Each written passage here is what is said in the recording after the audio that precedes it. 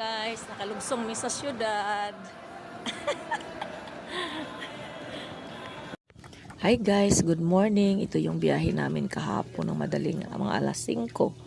Yan, kaya madaanan natin yung mga kalsada rito. Grabe, grabe yung fog. Yung fogs, grabe. Tingnan niyo po.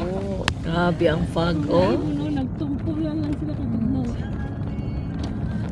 Ito talaga rito bumaba kami kasi parang ano ba, clouds, sea of clouds nakita namin kahapon. Ganda talaga. Oh. Muna ang maragusan ng bislig. Kita naman.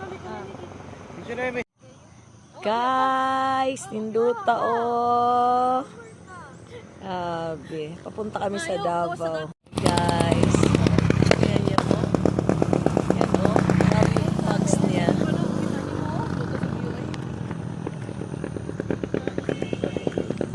Kayo Lord.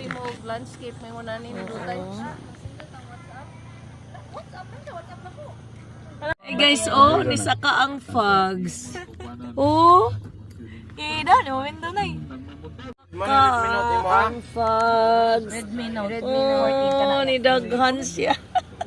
Oh. Kakanindot ba, oy? Nindot na inaasindot. Pagkatapos po kami nag-picture-picture, ituloy-tuloy po yung biyahe namin. Ang gaganda po talaga ng view rito. Yan ang ilog, ang lawak ng ilog nito. Yan po ay malapit na po yan sa Trans. Tapos yan, tuloy-tuloy yung biyahe namin. Then pagdating po namin doon sa may unahan ng train to, diyan po kami nag-almusal.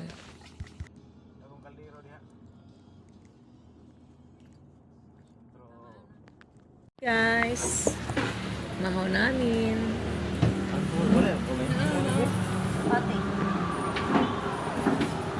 Guys, nakalugsong mi sa syudad.